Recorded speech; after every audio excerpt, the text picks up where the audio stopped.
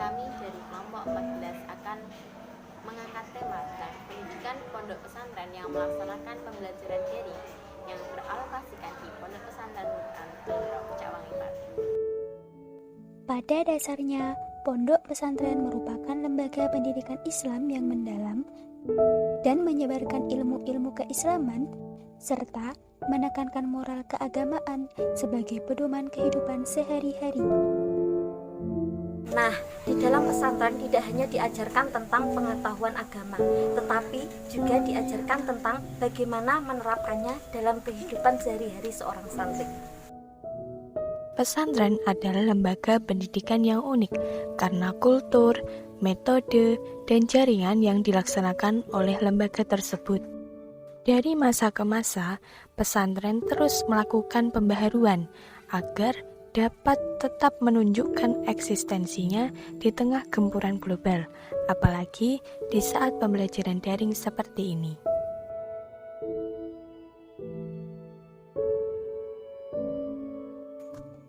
Pondok Pesantren Nurul Quran beralokasikan di Desa Tegalwero, Kecamatan Pucakwangi, Kabupaten Pati, yang diasuh oleh Bapak Haji Yasin dan Ibu Hajah Hani Rahmawati. Santriwati di Pondok Pesantren Nurul Quran kurang lebih berjumlah 60 santriwati.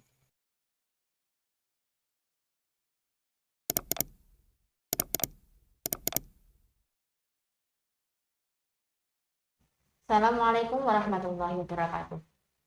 Saya ini Lutfiana Nisa Umaunah dari perwakilan kelompok 14 KKN BRSTI Pati bersama Ibu Hajah Hani Rahmawati selaku pengasuh Pondok Pesantren Nurul Quran sekaligus Kepala Sekolah MA Nurul Quran. Di sini akan mengulas sedikit tentang pendidikan pondok pesantren. Ibu bisa diberitahukan tentang bagaimana sih pendidikan pondok pesantren itu? Pendidikan di Pondok Pesantren Nurul Quran Tegalwero Cawang ini menggunakan dua kurikulum. Dalam hal ini adalah kurikulum modern dan kurikulum salaf. Untuk kurikulum salaf, maka itu nanti masuknya di madrasah diniyah yang biasanya dimasukkan di sore hari, habis asar, 1 minggu 4 kali, dan itu pun anak-anak dikelompokkan menjadi beberapa kelompok. Dalam hal ini adalah mulai dari yang belum bisa menulis Arab, ada baca tulis Arab juga ada, kemudian yang lama berarti kita langsung kajian kitab.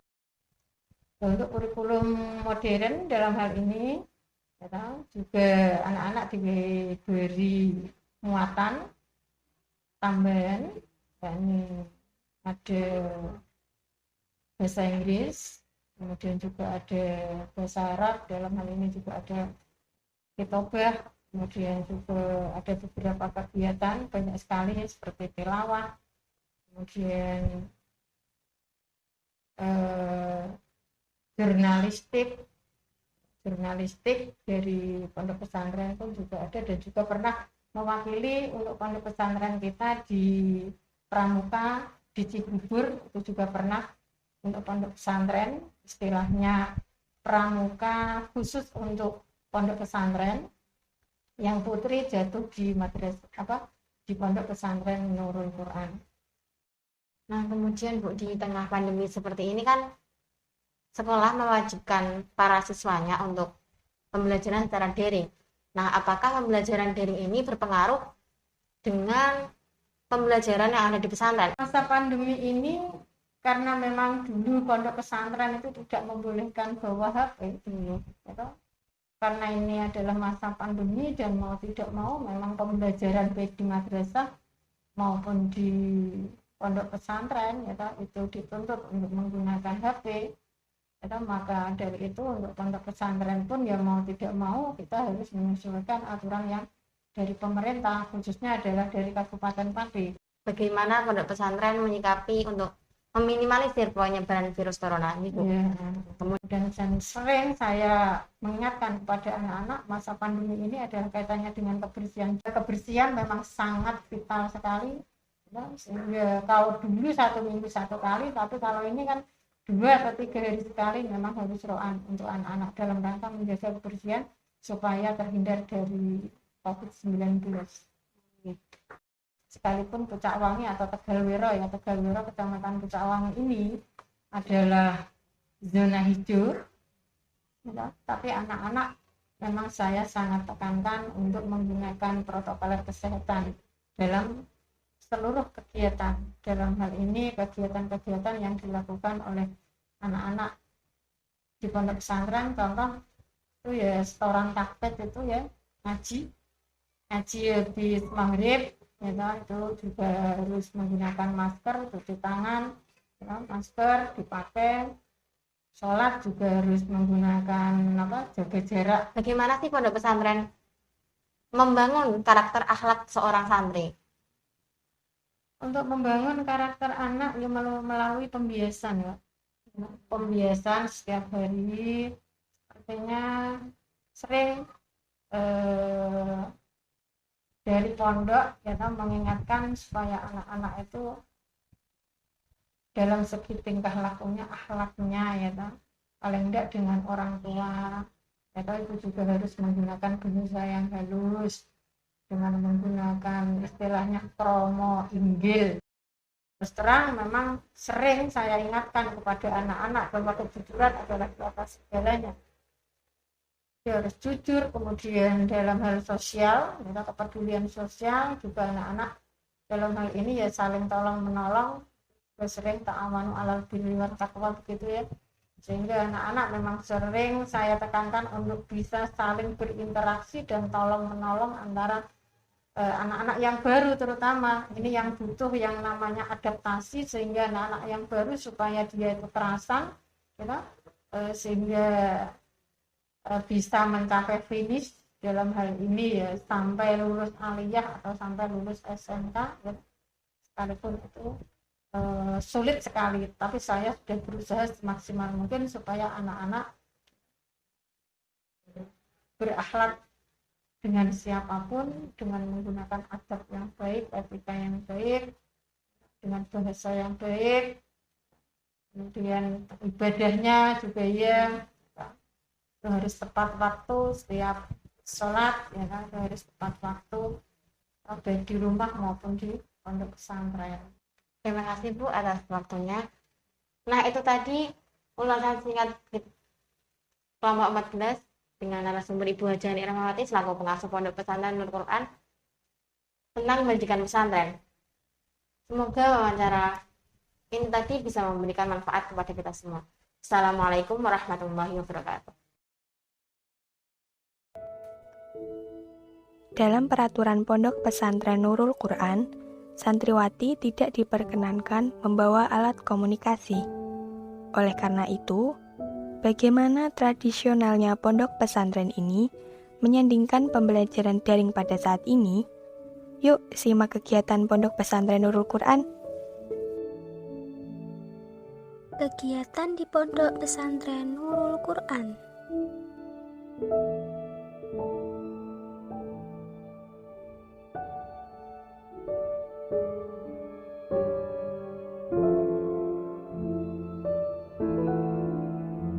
Kegiatan yang pertama yaitu sholat tahajud yang dilaksanakan di sepertiga malam.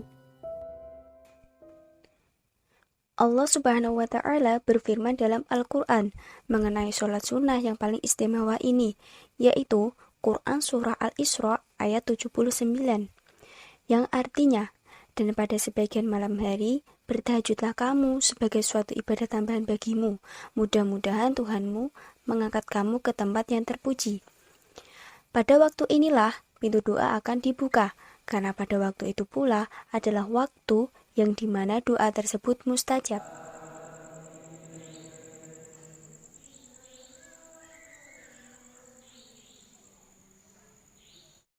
Selanjutnya yaitu kegiatan ngaji bil ghaib. Waktu pelaksanaannya yaitu sesudah sholat subuh. Ngaji bil ghaib atau setoran merupakan hal sangat wajar ada di dalam pesantren. Tapi di sini yang akan kita tunjukkan adalah setoran hafalan Al-Quran. Biasanya hafalan ini akan dimulai dari juz 30 terlebih dahulu. Kegiatan selanjutnya yaitu pembelajaran daring yang dilaksanakan sesuai jam sekolah. Pembelajaran daring ini adalah suatu hal yang baru bagi pondok pesantren, karena pada dasarnya menggunakan alat-alat elektronik merupakan suatu hal terlarang bagi santri. Tetapi, pembelajaran daring wajib untuk siswa sekolah saat ini. Jadi, pesantren juga harus menyesuaikan. Santri juga diharuskan menggunakan media elektronik, tetapi harus dengan pengawasan dari para pengurus pondok selaku penanggung jawab. Setelah pembelajaran daring selesai, santriwati wajib mengumpulkan HP-nya lagi ke pengurus pondok.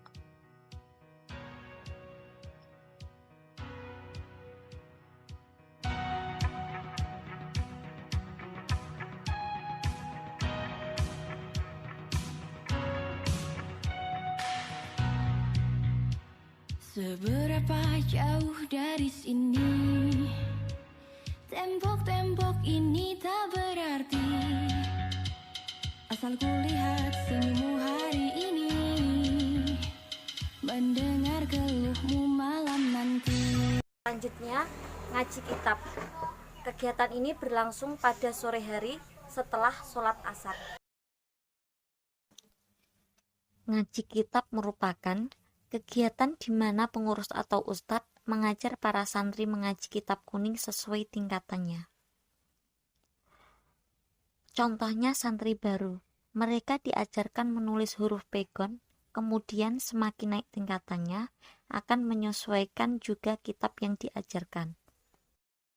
Kegiatan selanjutnya adalah ngaji binaudur.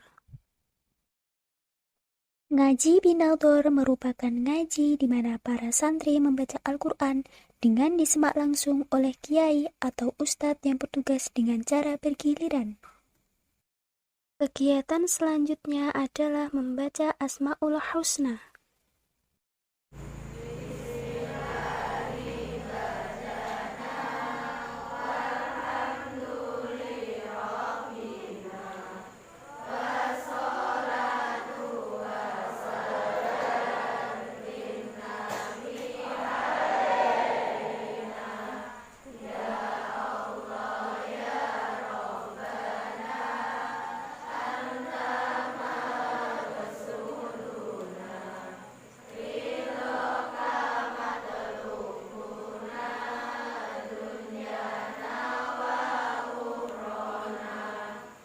Kegiatan selanjutnya adalah belajar bersama. Seberapa jauh dari sini, tembok-tembok ini tak berarti, asal kulihat senyummu hari ini, mendengar keluhmu malam nanti, saat semua tak jelas arahnya.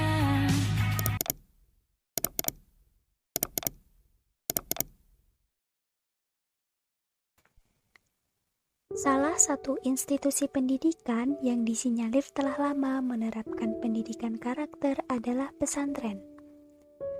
Pesantren dipandang oleh banyak kalangan mempunyai keunggulan dan karakteristik khusus dalam mengaplikasikan pendidikan karakter bagi santri.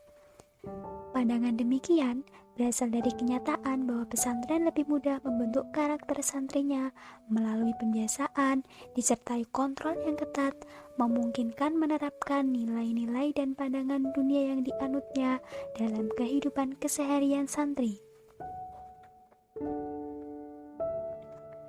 Metode-metode pengajaran pada setiap pesantren memiliki ciri khas masing-masing untuk mencapai target pembentukan karakter para santri.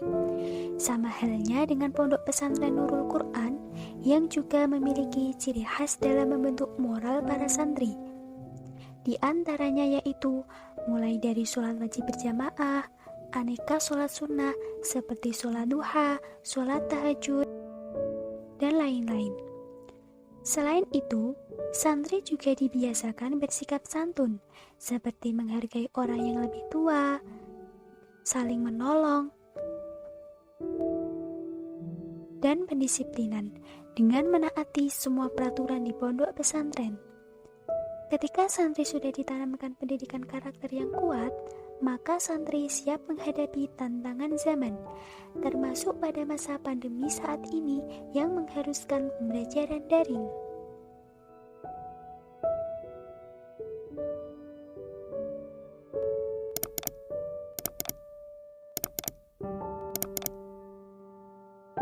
Kesan saya tentang pembelajaran daring di pesantren sangat menyenangkan, karena yang dulunya tidak boleh bawa HP sekarang bisa bawa HP. Tapi di semua itu ada yang saya tidak sukai, yaitu tugas yang menumpuk dari sekolah, terus juga menghabiskan uang untuk membeli kuota.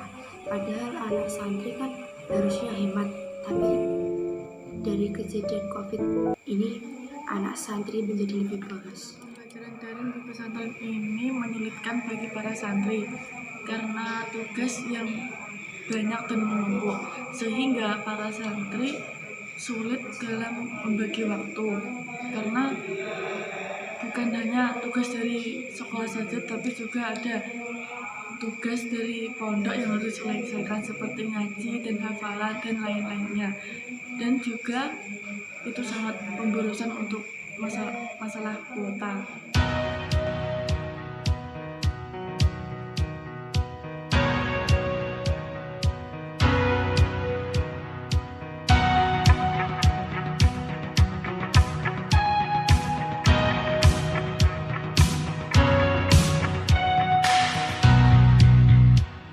Seberapa jauh dari sini, tembok-tembok ini tak berarti, asal kulihat senyummu hari ini, mendengar keluhmu malam nanti. Saat semua tak jelas arahnya, kita hanya punya bersama, lewati curam terjalnya dunia. Ramai sepi ini milik bersama, ramai sepi ini milik bersama.